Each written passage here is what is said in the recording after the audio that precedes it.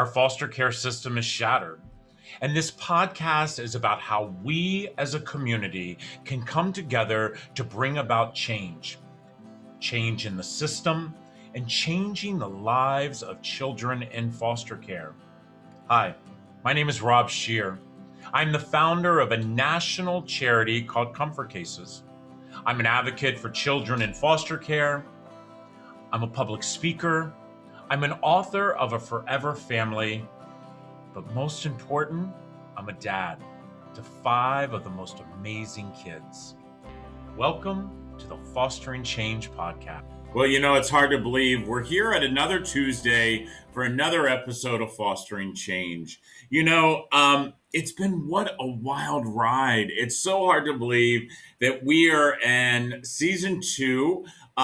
We have had some great love and outpour of questions from so many people and have had some amazing guests. But I'm really lucky. A lot of the guests who appear on our show are people that I've met throughout my journey since I decided to fall into this, quote, nonprofit world. And I do call it a nonprofit world because it's a world like I have never seen before. I really do know that each and every one of us have it in our heart to be part of the change to make our life better today than it was yesterday. When we look into the eyes of children, not only should we look at the beauty that we can see within their heart, but we should always look in their eyes and see the future of our tomorrow, not just theirs, but our tomorrow. And today I am so excited to actually have my friend, and I actually do get to call her my friend, Kim Raff. Kim and I became friends several years ago. It just so happens we both have been through the same journey, the F word, foster care. I remember when we were actually at a conference and we got to sit next to each other, and it literally was friendship from the very, very moment. Kim is the founder and the executive director of Foster Alumni Mentors. And saying that word mentor, you all know how that means to me. See, each and every one of us should have a mentor. And that mentor doesn't mean just because you're in foster care and you do not have a mother or a father, but each and every one of us should find someone within our life to be a mentor. I have lots of mentors that I look up to, and I'm so excited that my friend Kim, she actually makes sure that other children have mentors. So Kim, welcome to Fostering Change. Thank you. Thank you for having me. It's always a delight to be on with you and just to hear you share your heart. Wow. How many times now have I had you on the show? I think this is the 3rd time now. By the way, I think you hold the record. And the reason I always love having you on the show is because you have so much information to give. I've interviewed people who have nonprofits that are dealing with foster care, and they really don't have the life experience. And I'm not saying that they don't do a great job, and I'm not saying that they're not such a big help. But the one thing I love about you, Kim, is that you come to the table with life experience. And the other thing that I love is that you and I have such the same mindset that if we help each other, okay, we will make our world better. Before we get started on really talking about how the pandemic has affected all of us, what we need to do today and tomorrow for our children of the future, tell our listeners and our viewers a little bit about what your organization does. Yeah, so I'm very grateful and thankful to be able to do what we do and love the support and outpouring of love that we've been given to continue doing what we're doing. So we provide mentoring for young adults who aged out of the foster care system. And I say aged out because the majority of those that we serve actually aged out of care. Some of them we work with, they were in foster care and then were returned home. The others were maybe given guardianship to a relative, and some were even adopted. And the reason we include them and we're inclusive is because we all have that same shared experience. The question of why wasn't I good enough? Why couldn't my parents get things together? Am I not worthy to be loved? So we include all of them who have those same experiences. And we do what's called a peer-to-peer model. We were initially looking at doing one-on-one mentoring in the community. And a lot of the ones that we serve were not interested in making a new relationship with an adult in their life that could possibly leave them. So we started and implemented FAM time. So FAM is the acronym for Foster Alumni Mentors. And it's FAM time, like family night, when people go out and, they have game night or movie night. We do the same thing and we get together so that they're able to be in a moment that isn't intimidating or scary, but they can have fun and get to know each other. And through that, they're building positive relationships and a support system. And it's been amazing to watch them grow, because throughout the pandemic, they were reaching out to each other and asking for assistance. One of our young adults got COVID and they weren't able to go to the grocery store and had nobody. And so they reached out for help within the group. And it was just amazing to see the outpour of love and people jumping up, willing to help, to give rides, to cheer each other on when they have a win, or give them advice and just be there to love on them through struggles. And so we offer that piece. We've also recently started doing workshops where the kids tell us what they want to learn about. And we just did a workshop on how to buy a house. And we had our first alumni who just closed on their house last Wednesday. And it's these huge wins that we get to celebrate with them. And it's just amazing. It's such a huge win, by the way. For me, as a guy who was a banker for 27 years, I always tell people the dream that should always be is home ownership. I don't ever remember my bio parents owning a home.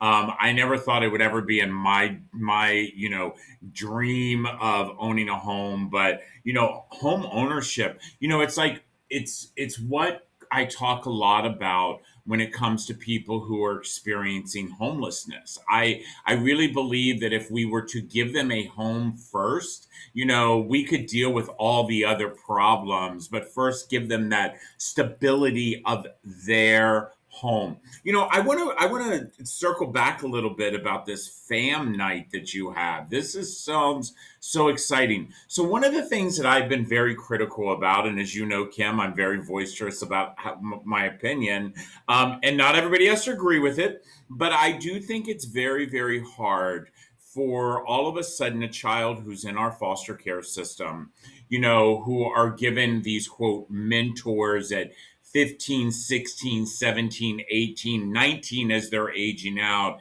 and expect them to build this like bond when they have been screwed for so many years. And I'm going to say screwed because that's exactly how I feel it's happened. And I love how you have taken this and looked at it in a different way and made it into a group. Do you think that by doing that you truly are making even a larger impact of kids? And do you see a larger group of kids signing up for this? Absolutely. Because it's everybody that's had the same shared lived experience. But we have anywhere from 18 years old to 38 years old. And there are times that, they all have these different insights and thought processes. So when somebody's going through something and they're at one of our fam times, they're just chatting about it. And someone might chime in and say, hey, have you thought about this? Or it's like a group think almost, where they're coming together and brainstorming ideas to help one another. And so it really has built that bond and connection for each of them. And not all of them get along. I mean, you're going to find your favorites and you're going to find the people that you don't really connect with, and that's okay. But they all have that same respect for each other and that they went through the foster care system. And it's a moment where they're able to just be themselves, truly, genuinely, authentically be themselves and say, hey, yeah, you know what, my dad was just arrested. And it's not this big mountain that somebody who's never experienced that before is trying to process and understand and doesn't really know how to respond or react to them. It's an opportunity for these kids who have experienced the same thing and go, oh man, how are you doing with that? Instead of, oh my gosh, what happened? And it's this turns into this feeling like you're trying to give them sympathy or help them through it, when that's not what they're asking for. It's just a moment in their life that they need to process and get through. So so exactly where are you located? So we're in Grand Junction, Colorado. We're a more rural area. We're 4 hours west of Denver. So Mesa County has approximately 180,000 people in our entire county. And we average about 10 youth who age out of the foster care system each year. Even 10 youth aging out of foster care without a forever family is sad, you know. And so how do the youth that are aging out, how do they find out about you? So my experience is I came from working in child welfare. So not only do I have the experience of being in foster care, I went and got my degree and then worked in the child welfare system to try and be that person that my caseworker was for me. And so I have those relationships and connections built there, along with other foster care agencies. So we go around and we just have that relationship, the collaboration. We work together to help them with getting the fostering youth to independence housing voucher. We work together to make sure that all of their needs, their basic needs, are met, and really through just building that rapport with each agency, making sure that all of the youth know that we're here. Because I think there's this misconception that it's only for those who are struggling and are on the verge of being put in jail or being on the verge of going down the wrong path, when in reality, it's for anyone who's been in the foster care system to know that they have a place, that they belong, that they matter, and that they're loved. Wow. You know, the fact is that if we would help them before they get to that point of feeling they have to make that decision, oh my gosh, what a better life we could help. You know, one of the things I want to like circle back with, Kim, because I heard you said this and you said your degree. You know, you're one of the lucky ones. You know, for those of you who do not know, I mean, you actually grew up in the foster care system, and you to be one of those lucky ones who made it to college. Um, I know about your story, and it's not an easy story, and I know it's not easy for you to share. But the fact that you took your resilience, your grit, and you made to where you are today, and this is the thing that blows my mind. And by the way, I know your beautiful family, your amazing husband, and you know that it's not hard having a relationship when you've gone through what you have gone through or what I have gone through, and then to come out of this and you're giving back. Where did you get your grit from? I have no idea. I mean, growing up, I had my grandmother who was always on me about making sure I cleaned right, or I did this right, or I did that right. But she always told me that we're always there for family no matter what, which can be a downfall and an upside, right? For us who were in foster care or in difficult situations. But she told me to never give up on my family and to accept them for who they are and where they're at. And, you know, it's trying at times, but I made that promise to my grandmother. And, you know, it's something just within me. I was parentified. I had to raise my younger siblings while my mom was out. And it just is innate in me, I guess, that I've been able to go through so much and just continue to push and push until I get to what I want to do with the goals in my life. So how are your other siblings? So my younger brother, so I'm 10 years older than my sister and 7 years older than my brother. So my little brother, he is actually in the military. He is a National Guard, and he has been in for almost 20 years now. He's planning on retiring. He's done 4 tours in Iraq.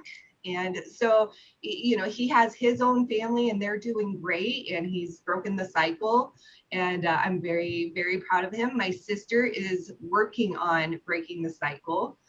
She kind of got involved with things with my mother, and she has 3 kiddos.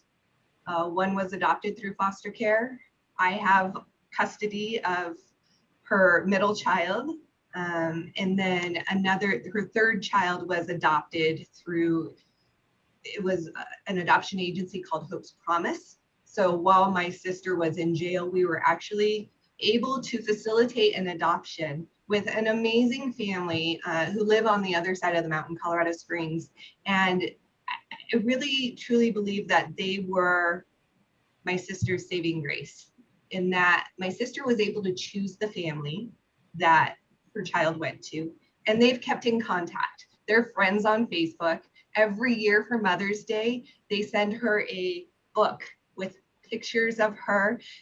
We just met up with them this last winter in Glenwood Springs and went to the hot springs, and she got to meet her daughter for the first time since she gave birth, and see the family. And it's just an instant connection. They said that they have a picture of her on their daughter's wall, and they know that she's her tummy mommy.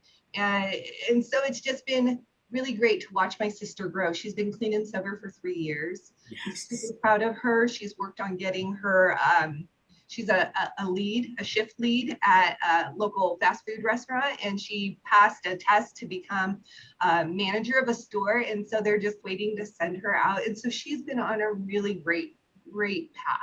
I love it. I love it. And the fact is, it's okay that people fall. The fact that you're there as a family to lift them up, and to hear your story about what is a healthy adoption. What is a healthy adoption? I have 5 kids. You can see my 5 beautiful babies that are behind me. And I have one birth mother who I'm so excited. She's coming on Saturday to have dinner with the kids, and we have a great relationship. And even though it didn't start out that way, we have worked so hard to make this relationship not about us, but about the strength of our children.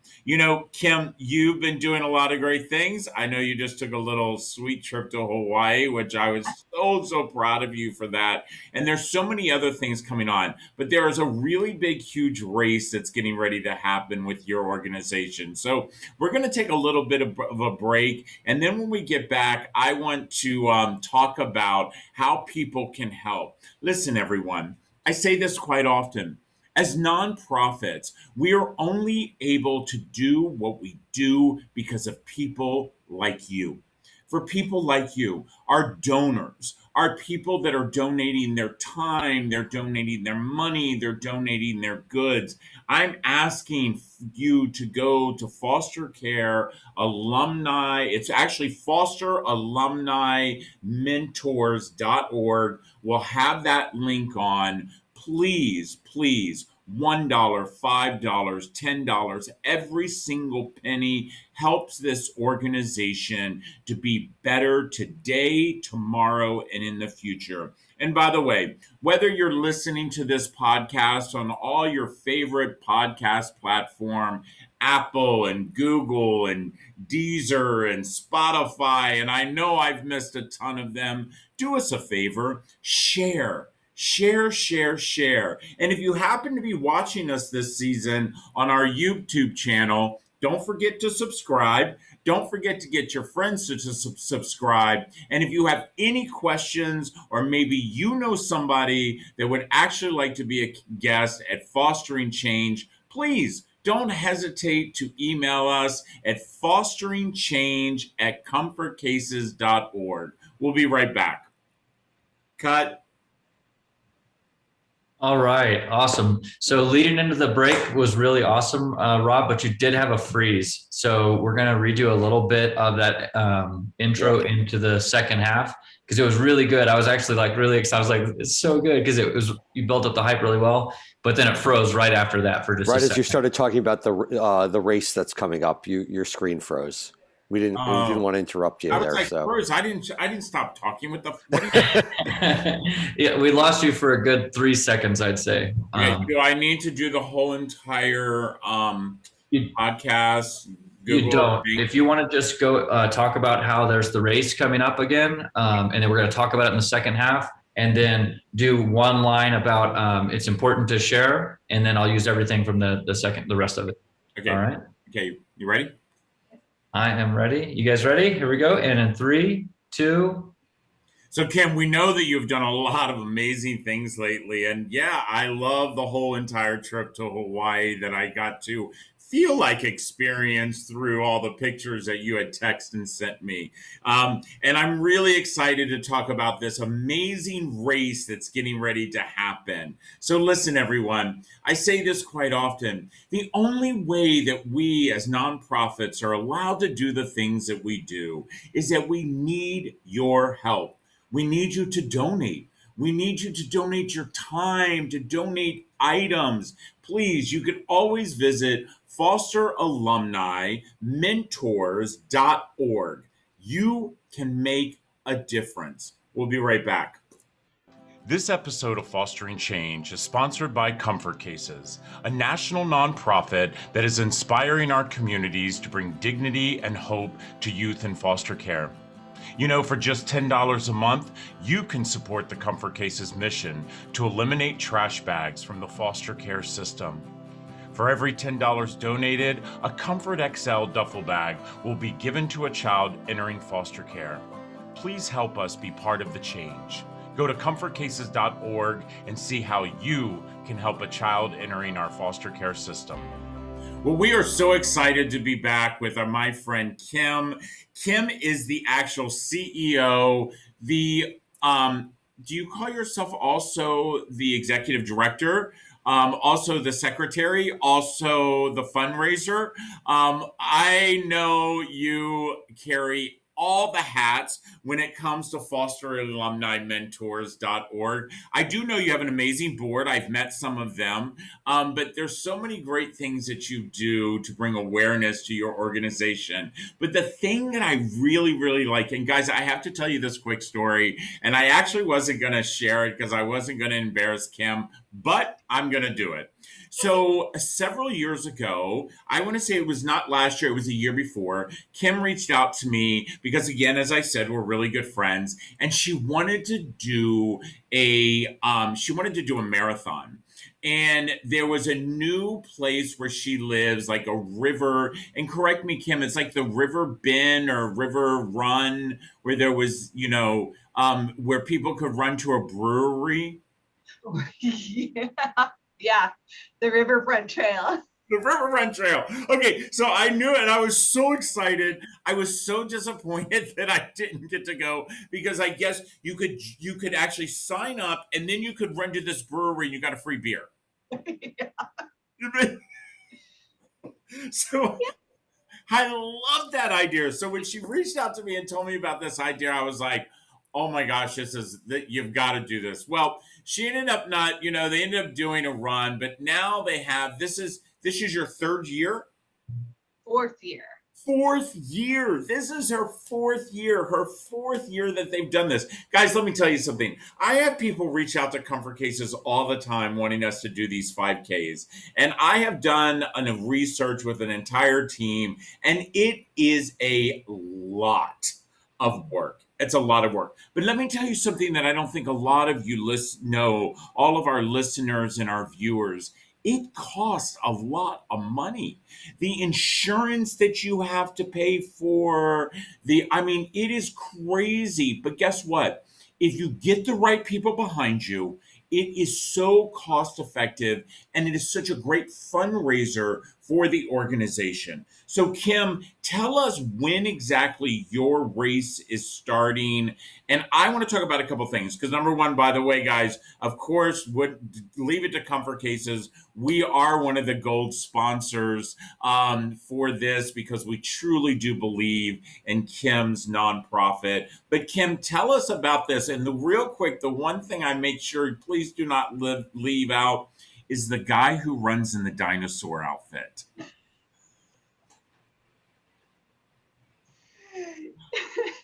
So it's a funny story. It's my friend Shannon, and she was really worried about wearing it. She's stressed about it, and she finally decided to just wear it. And it was like the highlight of the race. Everybody remembers the dinosaur running this 0.5K down the riverfront trail, going to get her beer.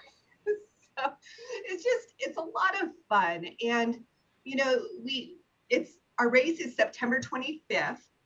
And it's both in person and virtual. I mean, with vaccines coming out and the numbers going down with COVID, we're really hoping that people will be able to just enjoy going to an event now and being with others and celebrating and hearing and the awareness that comes from the event.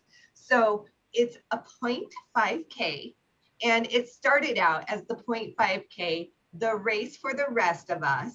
So it's for those people who don't really enjoy running, but want to, which is funny because when I first met you, you were going for a run. I was. But it's 0.5K. And one of my runner friends said, well, what's the point of that? And it really got me thinking, the point is to get people talking. The point is to get people talking about what happens after foster care. Because so often when I tell people that kids age out of foster care and they have nobody, they're like, I didn't even think about that. It's like they go into foster care and they think that there's this magic fairy dust that just makes everything better and these kids are okay and all is good. But, there is so much more of the story after foster care. And, we started last year with the virtual 0.5K race. We included a 5K race, which allows for growth. It shows the growth of our organization. It shows the growth of the youth that we serve. They start at a 0.5K and they're working their way up. Now they're at that 5K point. They start out with not having anybody there for them to support them. And now they have support and they have employment. They're maybe involved in mental health services. They're stable now. And so, we really wanted to make sure that we included that piece in it and allow for those who do actually like to run their 5K. I love it. I absolutely love it. And by the way, everybody who's listening and watching, it is not expensive. I mean, I am absolutely amazed how you could be either, okay, so let's say you decide you don't want to do the race, that you don't want to do the virtual race, which by the way, I love that whole virtual race aspect of it, because people all over the country and all over the world, because I know we have viewers and watchers and, listeners all over the world. But if you're not able to do that, or you're not able to be there, you could do something even better. You can sponsor. Comfort Cases is sponsoring. By the way, Kim, send me it because Fostering Change is also going to be a sponsor for this race because we truly do believe in mentoring and we believe in talking. You said this, and it's almost like, I always say you and I are a sister and brother from another mister because we both believe that talking is how we bring about change. And the fact that you are actually talking about it. I read something the other day about you, Kim, is that so far, and by the way, September will be here before you know it, my friends. It will be here before you know it. But I heard so far that you've raised more money so far than since you started that. Is that correct? Yes. So it's been, going through my own trauma and struggles and not believing in myself. Almost a year ago, I almost stepped down as executive director because I wanted to know, am I the right person to lead this organization? And it took a lot of soul searching, and it was just put on my heart. I can't leave this organization. It's my passion, it's my heart, but it's that disbelief in myself that has to continue to strengthen, right? And so I have an amazing board president who has pushed me. And last year she said, okay, this year you're raising $10,000. That's your goal. And I went, are you kidding me? And because the first year we raised, I think, $1,500 above and beyond the cost of what it was to put on the race. Second year we raised about $2,000. The third year, when she put that goal in place, we raised over $10,000. And this year, our goal is $15,000, and we're already more than halfway there. Like, I'm just blown away by the amount of amazing support, like Comfort Cases, and the people that are stepping up because they believe in what we're doing. And it gives me goosebumps thinking about it, because I finally pushed back past the barrier that kept holding me back, thinking that I wasn't the right person for this. And you are the right person, my friend. You are. And listen, I love the fact that our friend Danielle from One Simple Wish, that she's also a sponsor. And by the way, all of the other listeners and all of our viewers, you have nonprofits, and we all budget in our line to give to each other. And by the way, if you do not budget in your line to give to other nonprofits, you might want to rethink this, okay? Because this is what it's all about. It's about lifting each other up. And if we lift each other up, we stand taller, my friends. We stand taller. And that's why I am so excited that not only is Comfort Cases one of the sponsors, but Fostering Change will also be one of the sponsors for this amazing race. We believe in Foster Alumni Mentors. Kim, I believe in you. I know you are the right person. And I know, as just like me, it is in our blood, it's in our DNA, and it's there to make children understand they are not alone. They are not alone. And whether there's a permanency foundation for them when they age out, they need to know there's people like you, like myself, like our friend Danielle, who, by the way, gives wishes out to kids who are way, way out of foster care for many, many years. This is what we're supposed to be, good humans. Listen, it has been an absolute pleasure. I cannot thank you enough. Everyone, listen, you have an opportunity. Please make sure you go to Foster Alumni Mentors. Please sign up, be a part of the race, okay? If you can't be a part of the race, sponsor. Some of you companies out there, $500 to be one of the sponsors is nothing.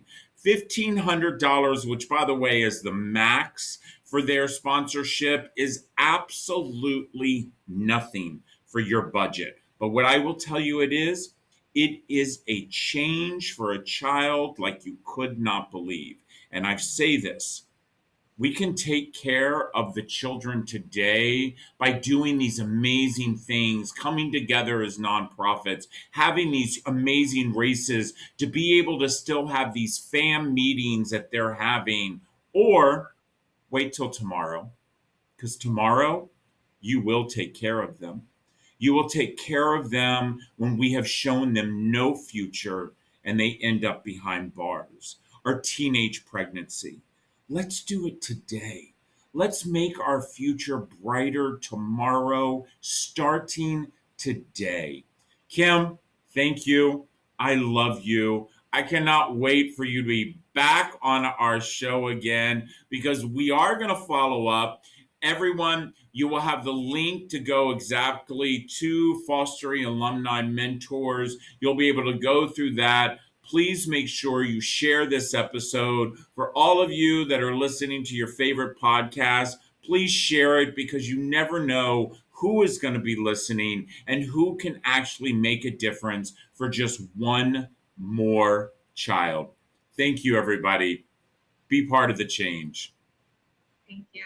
I would like to thank all of you for listening to the Fostering Change podcast. You can subscribe on all of your favorite podcast streaming platforms, including Spotify, iHeartRadio, Apple Podcasts, and Google Podcasts.